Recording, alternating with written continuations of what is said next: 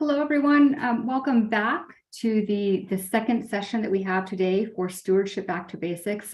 Just a logistical reminder before we get started. This is being recorded, and the recording will be made available to everyone following the presentation. You'll get an email that has links to the recording from earlier today, as well as this one, as well as both of the slide decks that Robert and I have used. Following my time talking, we will also have a Q&A where Robert and I will dialogue on some of the questions that have come in. You can use the chat or you can use the Q&A box. Either one is fine if you have questions, and we will hopefully be able to answer most of those, certainly have a good discussion. I am going to share my screen in just a minute, I think. Robert, you can give me the go ahead when I can do that, and we'll get started.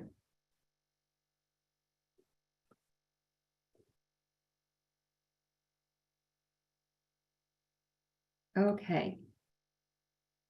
Hopefully everyone can see a screen with a big road on it. If for some reason you can't, please chat that or put that in the Q&A box, and Robert will let me know, because I'm just looking at a little tiny screen and hoping that you can all see this. My name is Maggie Harmon. I'm one of the Ministry Relations Officers on the Ministry Relations team at the Presbyterian Foundation. And I'm going to talk this afternoon about building an actual stewardship calendar. So Robert really gave us the why of stewardship and the why of stewardship planning. I'm going to try and do a little bit of the how. So what are the tactics that we can use to actually put some of that theory into place and do it in a very practical way?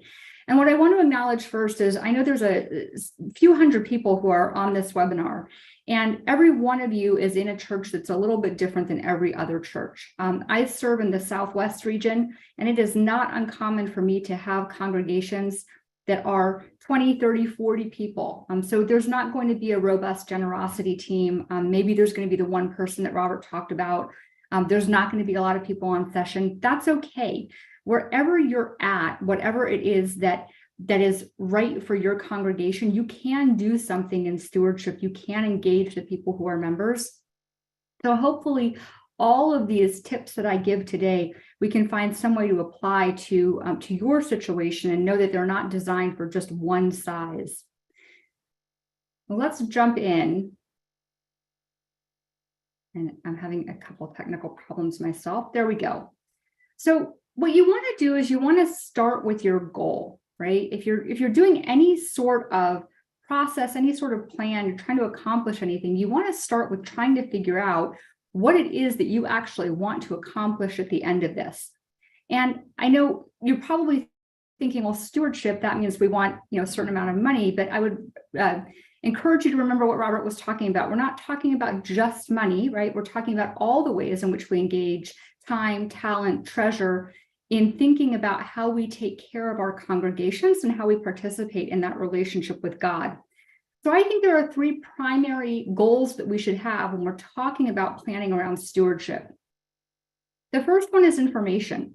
We can have a goal for a stewardship campaign to be providing the congregation with information. This is particularly valuable if you haven't had a lot of conversations about stewardship in the past, if your congregation doesn't typically talk about this, or if it's sort of something that's being resurrected and is a brand new conversation.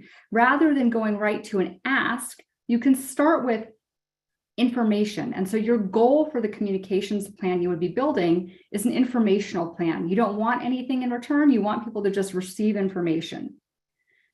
Another good goal is engagement. Engagement can look like a lot of different things, but engagement, again, is different than just a monetary goal, and that what you're trying to do is to get people to participate with you in some way that may not be monetary. So in a lot of congregations, I hear from pastors or from session elders, our people are very generous. They give very generously, but we don't have people to participate. We don't have people to serve on session. We don't have people to serve on mission committees. We don't have people to help with the food bank. So you can run a stewardship campaign that is really focused on activating and getting engaged individuals in the congregation or in the broader community to participate with time and talent in the things that you need supported in the congregation. That's one of the goals. And finally, I think giving, of course. We talk a lot about, and I don't want to conflate the word stewardship and money or stewardship and giving, but giving is an outcome that we could have as one of our goals for when we're talking about what it is we want to accomplish in some sort of stewardship communications plan. So any of these three, it can also be a combination of these, but it's really important before you start to put communications out there, before you start to ask people something, to understand what it is you want them to get and what it is you want them to give back, right? So that you can be asking very clearly for what that is that you want. And then your actions should align to what your goal is. I'll talk a little bit more about this as we go through the presentation. But effectively, what you're thinking about here is, if you're asking people to get involved in participating, you don't want to confuse them by not actually having a way for them to sign up to participate, right? If you say, we need people to serve on session, this is what it's like to serve on session, and then you don't give them a way to raise their hand and say, well, I'd be interested in that or knowing more, then you're not aligning your actions to your goals. Similarly, if you have just an information campaign, you just want to give information about stewardship, ways to participate, teaching about the theology of stewardship, but you don't want people to actually do anything, it would be confusing for you to put information out there and then say, here's how to give, because you're not aligning those two things. So you want to align your actions to your goal. So one of the things that is important to remember is that it takes a long time to see results. And by a long time, I don't mean a week or 4 weeks or even sometimes 12 months. Sometimes our efforts require 24, 36, 48 months, even longer. So I do a lot of work in legacy planning, and there are a lot of people who have left legacy gifts because someone talked to them about it 30, 40 years ago, right? Things don't always happen quickly. The same is true when we're educating people to change their behavior around stewardship, right? Or to change their behavior around anything. We know it takes about 40 days to build a habit. It can take even longer to break a habit. So it's oftentimes better to try and build a new habit than to break an old one. But it takes a long time to actually see some of these changes take place. And it can be very tempting to try to circumvent that amount of time that it takes for something to happen. So I say crisis campaigns work occasionally, right? If you have a crisis every time you're asking for something, if it's an emergency to get people to participate, if it's an emergency funding issue that we have, then eventually people are going to realize we're just not doing a good job of operational management, right? Because a crisis cannot be how we live. A crisis is something that's unexpected that comes up and we address it. But if what we're always doing is funding based on a crisis, it means we're not doing a good job of actually funding. If we're resourcing people based on a crisis, it means that we're not doing a good job of thinking about what our needs really are. And if everything is a crisis, if it really truly is a crisis, then talking about planning for stewardship over the course of years is not going to be the right thing for what it is that you need in this moment. The other thing to keep in mind is that it takes people roughly 7 interactions before they are comfortable with something, feel familiar enough to engage with it, right? This is true for people who, for babies who are being introduced to new food. Oftentimes they will reject it and reject it and reject it. And then you hear parents say, oh, well, they just don't like that. But what some studies have shown is that if you introduce it regularly, at least 7 times, usually by that 7th, 8th time, they'll start to receive it, right? So it takes some time to actually get comfortable with something. The same thing is true in marketing, what we see in email marketing campaigns. This is probably a major annoyance for a lot of you. You feel like, why do I keep getting the same email message, right? Why, when you were invited to this program, did you get a lot of email messages about it? Because we know that the more you put something in front of someone, the more likely they are to react positively to it. So you want to keep introducing it in slightly different ways.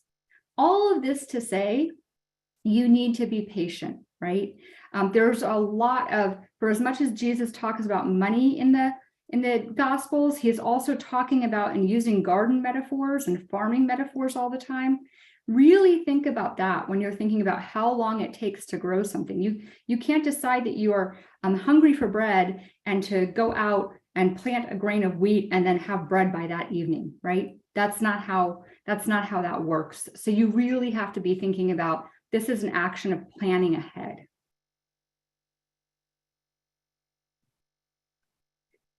The other main point that I want to really hit here is that you have to ask for what you want. So this is similar to initially that idea of aligning your actions to your goals, making sure that you're actually asking for what it is that you want, right?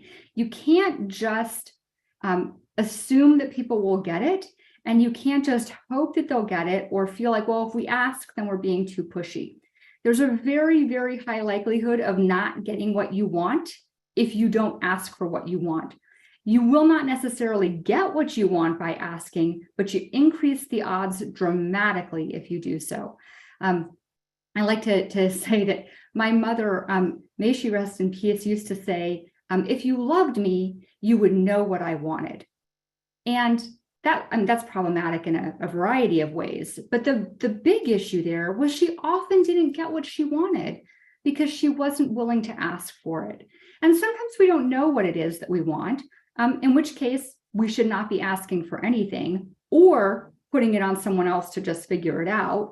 But oftentimes we're afraid to ask for what we want. And this is personal, but this is also organizational. I have heard from many churches, well, if we ask, people might not like that and they might leave the church. And let me just say, and maybe this is controversial, but if you ask for something in the congregation and simply asking for it is so offensive that somebody is going to leave, that's really good information to have about that individual, and it's okay. We have to ask for what it is that we want. And I put this scripture here from Matthew because I think it's a really good reminder. God wants us to ask. Yes, God knows what's in our hearts, but God wants us to be clear with ourselves what it is that we want. And I think that similarly, God knows that we really need to be clear with each other about what it is that we want. That's helping our relationship with each other by being clear about what it is we want, what it is we need, and being willing to actually ask for it. So if you're asking for financial commitments, ask for a financial commitment. If you're asking people to pledge, tell them why you want them to pledge, but ask them to pledge. Say, please pledge. Here's why we want you to do that. If you're asking for a tithe, if you're asking for commitment, if you're asking for participation, whatever it is that you're asking for, ask for that thing. Don't be afraid to do that. And then, and I promise we're going to get to some tactical calendar pieces here quickly, but I want you to be really realistic about what it is you can do and what you can't do. So if we're talking about something and we have this great idea and we want to run this big campaign and we're going to need 25 people to pull it off, but we have a congregation of 20, you can't do that. And that's okay. If you read about something that congregation A over here in a different town has done and it sounds fantastic and we really want to do that thing, but that's a mega church and they've got 3,000 people and a staff of 300, and you have a church of 50 and a staff of 2. Don't try to compare yourself, right? Do what it is you can and be realistic about what it is. Hopeful, optimistic, but realistic. So that leads us to, how do we actually do this, right? And the answer to that is start where you are with what you have, because whatever you have, you've got something that you can start with, and then you build from there. Remembering that you can build over time. You don't have to do everything all at once. So where do we start? Well, I would suggest that we start by using the weekly offering time. Robert suggested this. You can be doing a minute for mission while plates are being passed. You can do a minute for mission instead of passing plates. There was a question that came up in the first session about, well, we're not passing plates anymore, so what do we do? I think that intermission is not what's happening during the offering. This is not a break where people get to check their email or just pause for a little minute. And I've noticed in a number of congregations that instead of passing the offering plates, we now just say, now is the time for offering, and then we move on to the next piece of the liturgy. So we're really not taking the time to think about what it is that we intentionally want to be doing during the time that we have for offering, and thinking about what does it mean for me to offer something of myself right now. I think that it is an opportunity for us, if we're not passing the plate, to again have your minute for mission, then have somebody speak, or invite the congregation into a moment of reflective meditation on what it means to them to offer, on what it means to receive. But use this time as a period of time where we're really thinking about how we engage with that part of our lives and our congregations. Monthly, I would recommend, and this is an idea for where you can start with something. Monthly, you should be doing some kind of ask, whether that is a participation ask or a giving ask. Monthly, there should be some way of saying to people, here's how we would like for you to be involved. That can be we want more people to participate in fellowship. We want more people to participate in Bible study. This is time, talent, and treasure, so it doesn't always have to be an ask about money.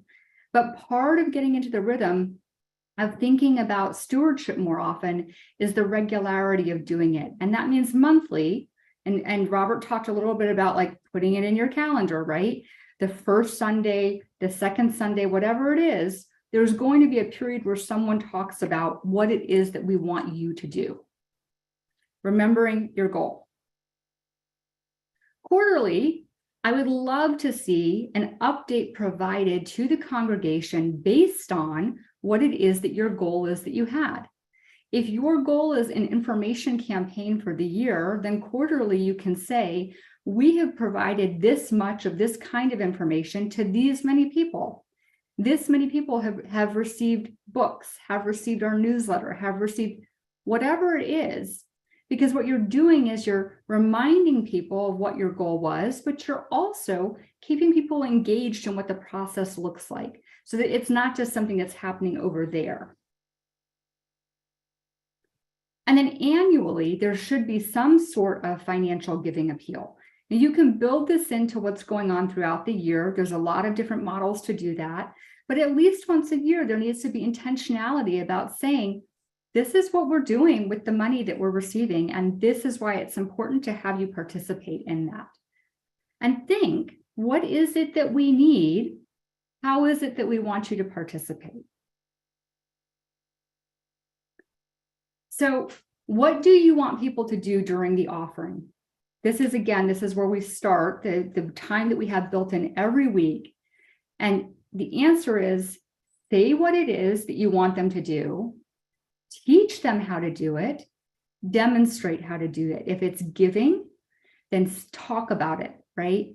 A lot of times we don't want to talk about money. We don't want to say, this is what's going into the plate. We don't want to talk about the online giving, just, we hope it just happens.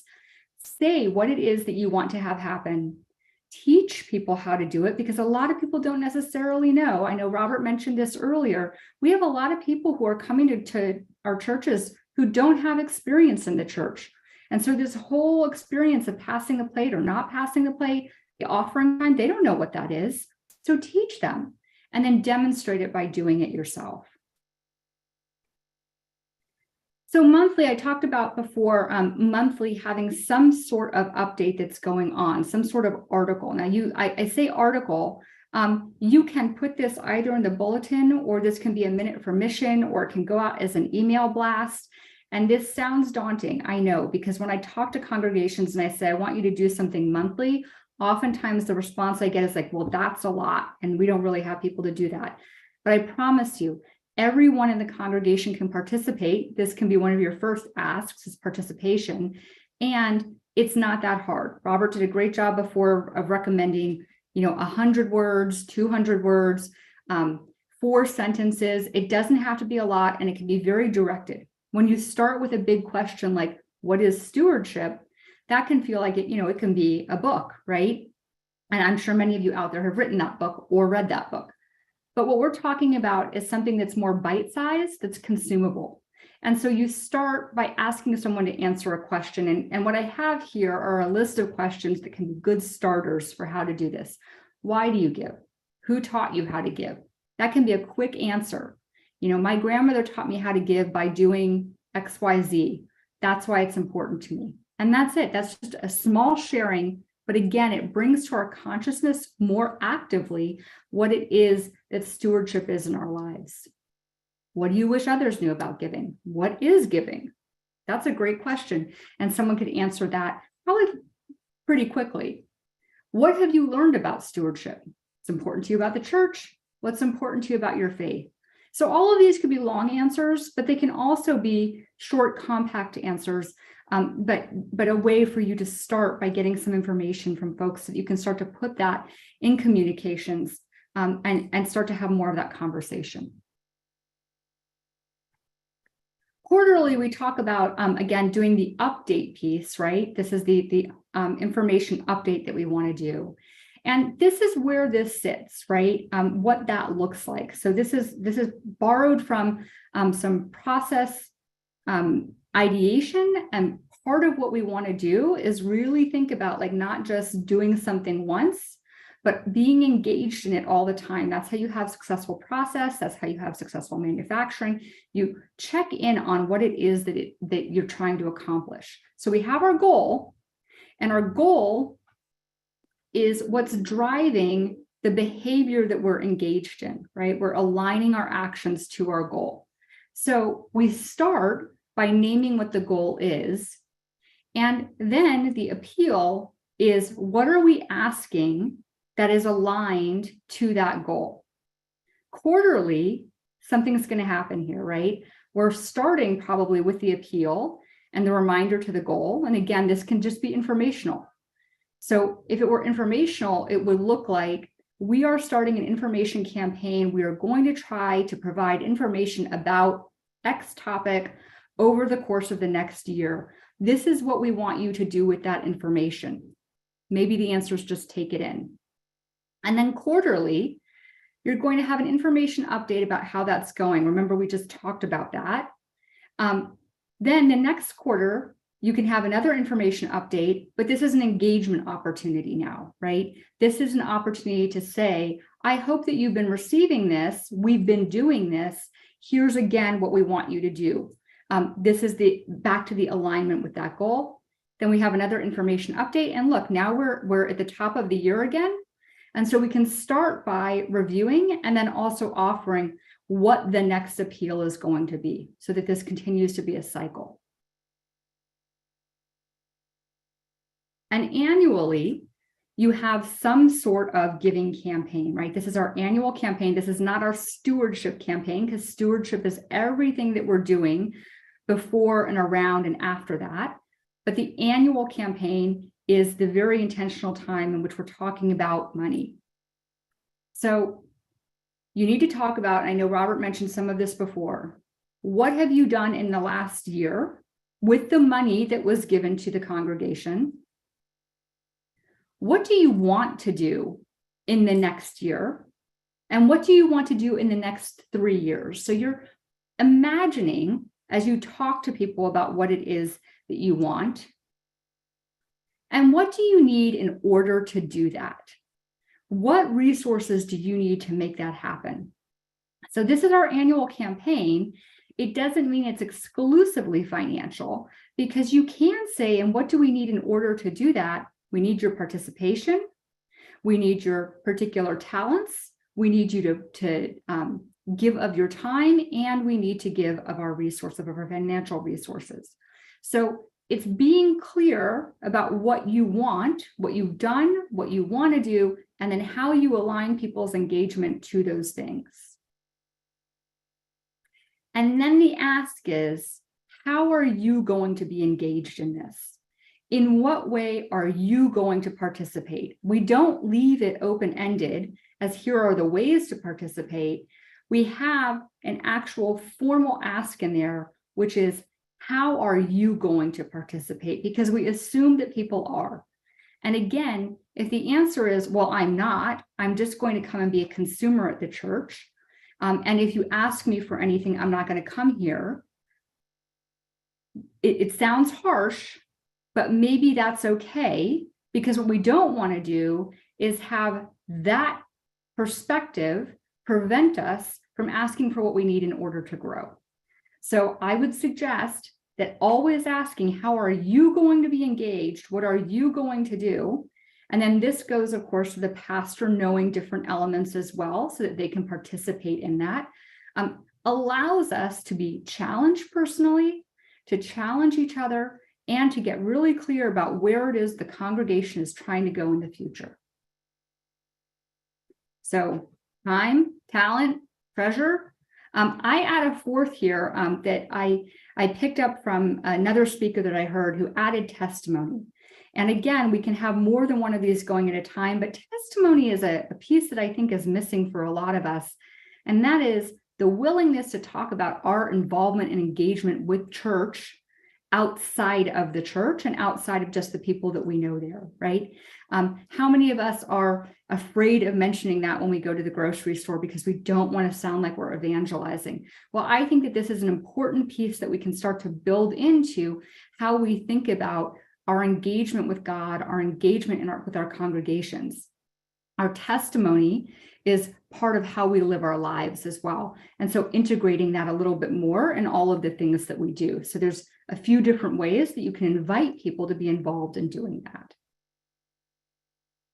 I have some of the same resources. This is a little bit of a shorter talk because this is more of the tactics, and I want to make sure we leave time for questions to talk about how you actually implement some of this. But some of the same resources that Robert suggested. Stewardship Kaleidoscope is coming up. This is a 3-day conference that will be in Minneapolis in September this year. It's a great opportunity to network, to learn from your colleagues, and to get a lot of different ideas. There's also a virtual component, and so you can do either one, in person or virtual, and just a really great opportunity to think about stewardship more broadly. Stewardship Navigator, which was mentioned earlier, and then a couple of books that I really like that I think can help us as we think about time, talent, treasure, testimony concepts, and how we build them into our engagement. Spirituality of Fundraising by Henri Nouwen, and Beyond the Offering Plate by Adam Copeland as the editor. That's the content that I have. So I'm going to stop sharing my screen, and Robert and I are going to have a little dialogue. And this is going to be available to everyone following the presentation as well.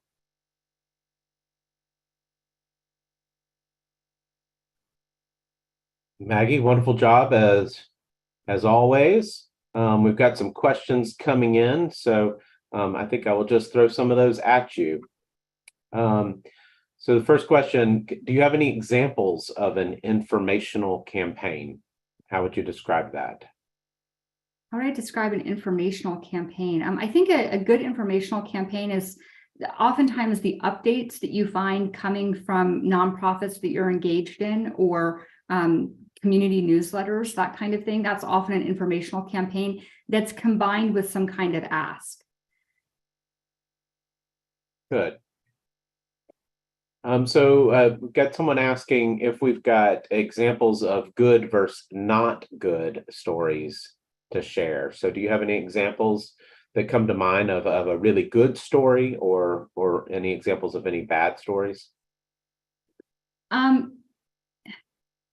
I think actually what you said earlier, which is, if someone's doing a minute for mission, you really want to keep it short. So you do want to plan ahead.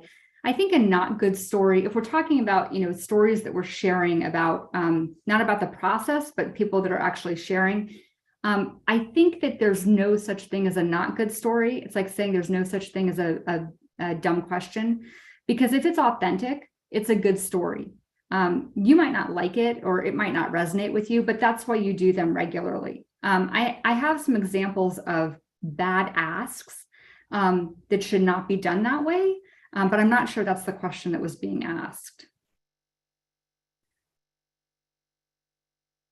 So a good question asking, why do we limit our asking to just asking for a tithe? I don't. I think that you can ask for any amount. You can ask for percentages. You can ask for a specific amount. I think a tithe for a lot of people is it's understandable because we're talking about usually what's considered 10%, or you talk about the corners of the fields, and so it becomes very tangible. And I think that the danger of asking for a tithe is that you can do a calculation and say, well, check, I'm done, I've done enough, and you don't want to get to the point where you feel like you're measuring, but I don't think that there's like one right amount to ask for, and that's a great theological debate as well. I had a gentleman call me to share with me his perspective that there is no such thing as a financial tithe, that the only tithes are agricultural tithes, and so we shouldn't be asking for financial tithes at all. I don't agree. Like, I know what you can find in the Old Testament, but I think that when we talk about first fruits, we're not all farmers anymore. Good. We've got several people asking for examples of bad asks, and I've seen several of those over the years as well, and I know you have as well. So I recently, to me, what makes a bad ask is where you have the story is not a story inviting people into abundance, but instead it's a story that is almost threatening in a way of, if you don't give, we can't do this kind Right. of an ask. And so really it's not about the amount that's being asked, it's about the tone of the ask. So, for example, I saw one where a good, well-meaning ruling elder in the church was talking about a mission activity that the congregation does. And he went on and on and on about how important the mission activity was, and just said, we can't do this. We're going to have to stop doing this unless you give. And it was like that one statement at the end kind of ruined the ask for me, Mm-hmm. right? Instead of inviting people into the abundance, he kind of finished with you have to give for us to do this. Right. So it was that one little tweak. I don't know if you've got other kind of examples that you would like to share. Yeah, I think that that's a really good one. That what I call the sort of crisis manipulation, right? And I've seen that ask, which is, we're going to have to fire the associate pastor if everyone does not give 10% more. And for that congregation, not everyone gave 10% more. And so then the question was, well, what are you going to do? You threatened to fire the associate pastor. And I mean, that wasn't okay to begin with. But they didn't then. And so it did two negative things, right? It was threatening, it was manipulative, it was emotionally manipulative, and then they didn't follow through. So it was, then you weren't trustworthy. I think that bad asks in general are not clear. If you're not clear about what it is that you want, it's not a good ask. If you make an assumption about somebody in advance of the ask, that's not fair to them, because you're not giving them space to be in dialogue with you, or to make a decision about what's right for them. And then I think also not valuing the church. I've been in more than one congregation of late where I've heard the pastor at the end of introducing the time for offering say, and just like any other nonprofit, we rely on your donations. We're not like any other nonprofit. And I think that that's really, really critical. We're the only nonprofit that actually is spending time thinking about the spiritual development of your soul and your relationship with God. So that one really bothers me. I'll give you a personal example, and this is from years ago. My husband and I were a part of a faith community that was running a major capital campaign, and they had the idea that they were going to call every single person in this community, and it was a couple thousand people. And when I got the call, answered the phone, and the individual who was calling me said, well, I know that you're probably not going to give, but I have to call you anyway. That's how they started. They don't know. Yeah, I mean, like, we were young and we had young kids and we had a lot of expenses and a new house. But being told that I was going to do a particular behavior and that they'd already decided that about me, just made me react emotionally and say, okay, fine. So those are examples of bad asks, right? Yeah, good. So what about this? How long should a campaign last optimally? So, and as I'm reading that question, I'm going back to maybe some of what I talked about earlier today about, yeah, you're going to have that focused time, probably in the fall, but really we're talking about building a calendar out that's year round. So maybe put a little color to that. Yeah, I think that if you're doing a pledge campaign, and you're asking for pledges, then really 4 to 6 weeks is how much time you want to spend doing that, because you want to cut off. I know a lot of people say that they do it in the fall, September to mid-October, or early October to early November. I have a lot of snowbird churches, and so their campaigns are January to mid-February. And that's it, because that's when the people are actually there. But I think that again, for your pledge campaign, for your annual giving campaign, 4 to 6 weeks. Capital campaigns are different. And, if you've got other kinds of major campaigns that you're doing, it really depends on what that is. So you talked a little bit about the average attendance being 1.3 times a month. So the question is, any suggestions or ideas on how to be in touch with people who are only there once or 1.3 times a month? Well, I think that you touched on this. Cards are great, and people really appreciate getting them. If writing a card is not your thing, there are e-cards. And I love them because you can fire off a whole bunch of them really quickly. That's a way to be in touch. Deacons this is part of the heart of our congregation are deacons as connectional components, right? Not just caregivers, but having a team of people whose job it is to call and talk to folks. That's part of doing that as well. And I'm sure you have some ideas as well. Yeah, I think, I used marketing language earlier today. I think you have to think about all of the marketing channels or communication channels that are available to you.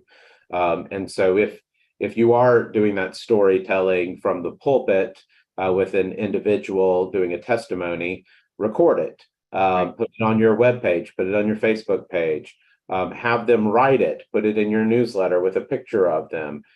You've got to get it out in multiple of your channels. If the only time you're talking is one Sunday a month, chances are 60 to 75% of your folks are never going to hear that, because it might be the one Sunday that or one of the 3 Sundays that they don't come to church each month. So that's where this year-round approach comes. You have to be doing it in all of your different marketing channels. Right. And talking about it regularly. That's the other one is it's not enough to say, well, I preach on stewardship 3 times a year. Really, if stewardship is about how we are engaged with caring for the things that God has given us, that's the conversation we're having every week. And I think we need to not shy away from the fact that that's the conversation. You and I both today have been using the term pledge, and someone asked, I thought we were using estimate of giving language. Are we supposed to be using pledge? And you're absolutely right. I very much encourage the use of estimate of giving because it's a little more welcoming to some people who don't feel comfortable with the pledge language. What are your thoughts on that, Maggie? I like pledge language, but I also really like the Old Testament and commandment language. That works for me. And I think that you need to figure out what works in your congregation for you. I also like marriage language, commitment language, requirement language. Those kinds of things that are reminding us that we are bound to something beyond ourselves.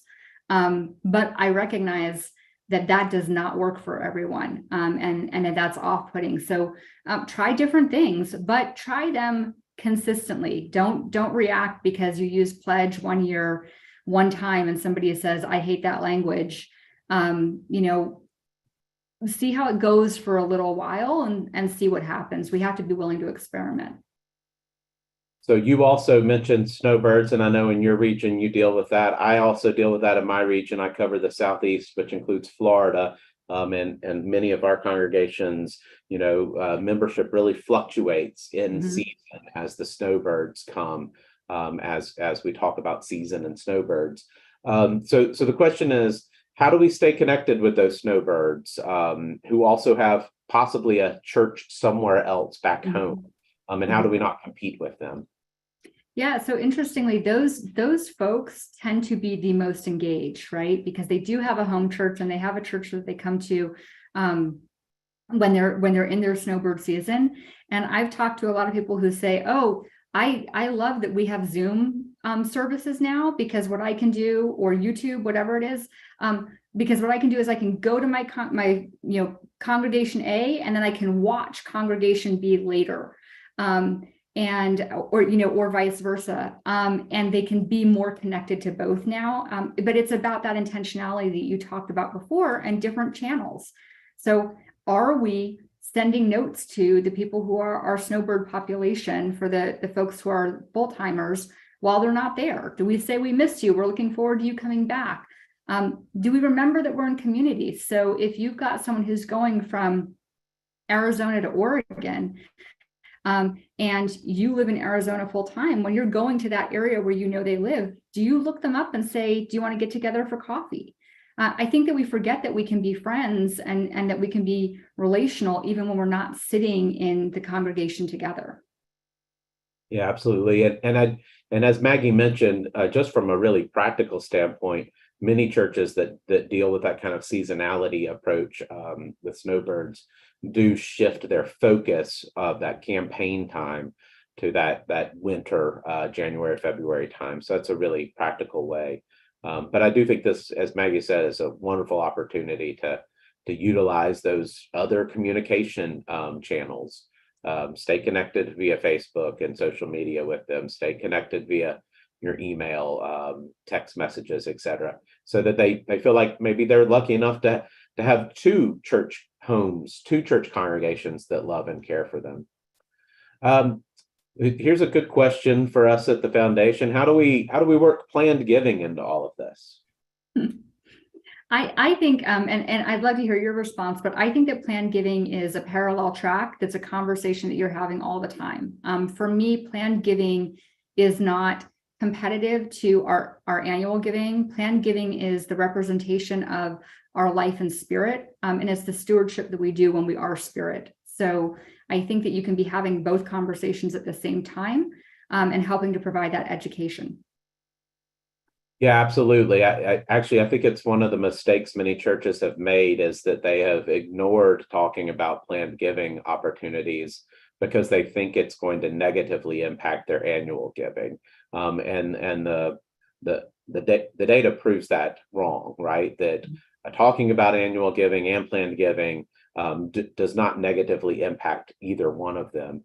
I do like to coordinate that, right? So let's, as I gave examples earlier today, part of your task is to make sure that you don't feel like you're asking for money every single Sunday. So, we don't want to focus on inviting those things every week, but we can find times of the year to certainly talk about planned giving, and be distinct about it. That when you're asking someone to leave a planned gift or a bequest, you're asking them to leave those things that they'll have to take care of at their death, in contrast to what you're asking them to put in the offering plate each week, which is what's helping to support the mission and ministry of the church now. So I do think you've got to be clear in your communication, but beyond being really clear about the differences, I think you just got to do it and coordinate it. Yeah.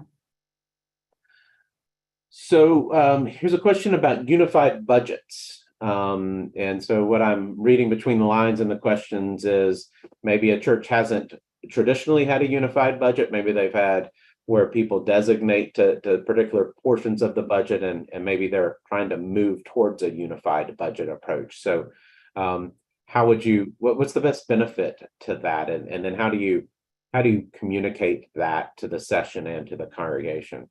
That's a tough question. That is a tough question. I'd almost rather have you answer that first. I think you and I may differ on this. I like a unified budget, and I like it in terms of sort of my my theological philosophy is that we need to trust as we're giving, right? And not try to control, but we need to let go of that money and trust that it's going somewhere. And the people who are managing it in a way that we can let go of that. And so I think a unified budget in some way is the representative act of doing that, of being engaged in that trust and that willingness to let go, and not have to micromanage where our dollars are going in terms of ministry. And it's also representative of our trust of the institution of the congregation, and saying that this matters to us. The fact that this building is here, that the structure is here, that there's something about this that's important. It's not just the missional pieces that are happening. And that really goes to the spiritual development, I think, that happens in congregations. I think that that's how you sell it. That's how I talk about it, and not everyone agrees with me. And I think that that's okay. Because we all have to figure out what our relationship to money looks like ourselves, and feel those points when we do want to use it to control something. Yeah, so one of the questions that kind of came in while you were asking was to define what a unified budget is. So, some churches have a practice of people contributing to building a building budget or a capital budget or a property budget. They may call it different things. And then sometimes there's even an administrative budget. And then sometimes there's maybe a mission budget. Sometimes you don't even have all three of those. Maybe you just have two of them, like a annual budget and a property budget.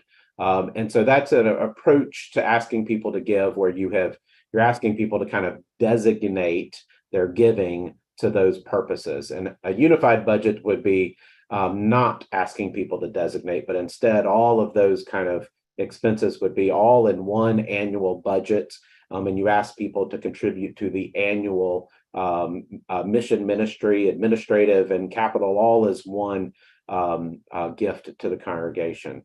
So I think what Maggie said is absolutely right. I think one way to kind of help people move to a unified budget is to start to use a narrative budget, because a narrative budget really does exactly what we want it to do, which is it defines your church expenses based on mission and ministry categories. And so it allocates the cost of the building and the cost of staff and the cost of the lights and et cetera, all to mission and ministry. And so we want to start talking about how we can't do what we do here at the church without a building, without the staff, without the et cetera, right? So we're trying to make that connection that those things really are mission and ministry, instead of pulling them out separately and expecting people to contribute directly to a building fund. Right. So that's what we're talking about there. How about I saw a good question here. How do you appeal to members that withhold their offering because they don't agree with the presbytery? And oftentimes when I hear questions like that, or when people talk about the presbytery, this, that, or the other, oftentimes they're really maybe not even talking about their particular presbytery. I hear them talking more about the denomination and those things that the denomination does. And I think this goes back to some of what I was talking about earlier today, about using this as a pastoral opportunity, right? To not let someone use their financial giving as a weapon to threaten the church or the denomination. And so I think it goes into some of that. How would you deal with that, Maggie? I mean, I think that that's just really, it's hard because money is a tool that we can use to try to extract outcomes that we want or to send messages, right? And you put it well that part of why you want the pastor to have a sense at least of the giving patterns is so that that's a flag for if someone who has been giving all of a sudden stops, you can say, you know, what's going on, and can we talk about this and can we think about it? I think that that's really hard because we have no obligation to give to those things that don't that we don't want to support. But I think we do have an obligation to think about why we don't want to support something and what our responsibility to the broader connectional church is, and how we participate in that, right? We're not just consumers of what the church is doing congregationally or denominationally. And so if we don't like something, the question becomes, well, what am I doing about it? How am I participating? Good. So here's a question about transparency. So how would you, how do you talk about being transparent in church finances and your budget and your endowment? How transparent should we be with the congregation? What is the right amount of transparency? I think about this the way I think about, when you're teaching. I have 2 adult children now, but when you're teaching your kids, or you learn about, your kids are going to ask you some awkward questions. How do you answer those questions, right? Do you give them all the information, or do you ask them a question and say, well, what is it that you want to know, right? I think we have a tendency to think that transparency is providing the line item budget with every detail in that budget and saying, look, we're being transparent, you can see everything.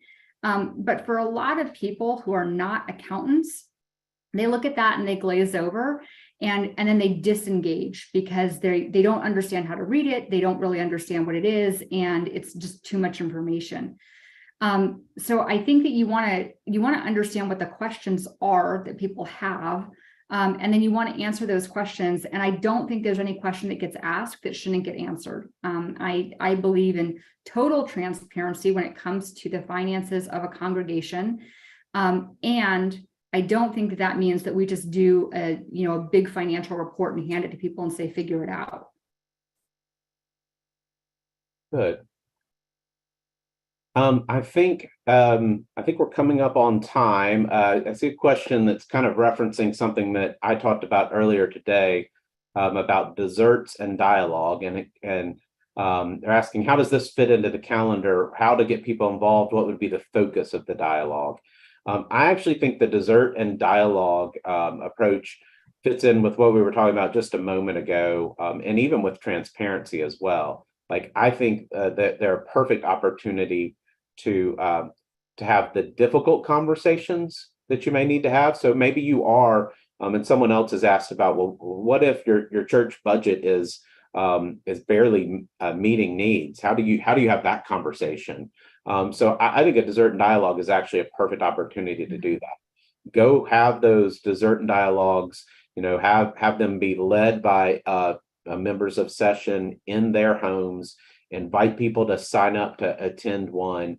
Have the elder explain, hey, we have this tough thing happening. Our budget is really taking a hit next year. We really, we're a family. We want to be transparent about it. Let's talk about it like a family would, around the dining room table or in the den, and let's hear your feedback. We want your help on this. So I think that's one way to answer the transparency question. I think it's one way to answer the question about, what do you do if your budget's not meeting needs? How do you communicate it? And then also this question about dessert and dialogue. Do you have anything kind of add about kind of those 2 pieces of what if your budget just isn't meeting needs? How do you communicate that? I think that you communicate it clearly and honestly, and without that, that's not the piece where then you have an ask, right? It's, I'm going to provide you this information, and then we're going to work together to figure out what we're going to do about that. I do want to add a piece that is, And I see this in a lot of congregations who are having a hard time meeting their annual budget, but have endowment funds. And those endowment funds are restricted to a specific purpose. And invariably, there is some confusion around what an endowment fund is and how it can be used and why we can't just break that open to use it for this other thing. And then there tends to be, well, if you have that money over there, I'm not going to give over here because we're not using our money well. Those become very difficult conversations. And I would say that's where having your ministry relations officer come in and help explain what those different things are can be really valuable, because it's a neutral third party who's providing some education around, why you can't do certain things, what flexibility is there. Because that can be difficult and create complexity where really what we need is just to understand more. Good, thank you. I think that gets us up to our time. Some of the other questions that were in the Q&A in the chat were about how do we get these resources? How do we get these videos? I want to see that. So you should be able to see on your screen now, there's a URL, presbyterianfoundation.org/day-of-learning. And all of the videos from today will be posted on that website, as well as mine and Maggie's presentations will be posted on that website. If you go there right now, they're not there. So give it a day or two, it'll be there. You should get an email reminder, from Zoom with that link as well in a couple of days. So that should trigger you to go and look at the site and find all of those resources. Maggie, anything else about resources or anything else you want to say before we finish today? That's it. Thank you so much. This has been great. And take advantage of all the resources the foundation has. Thank you all for joining us today.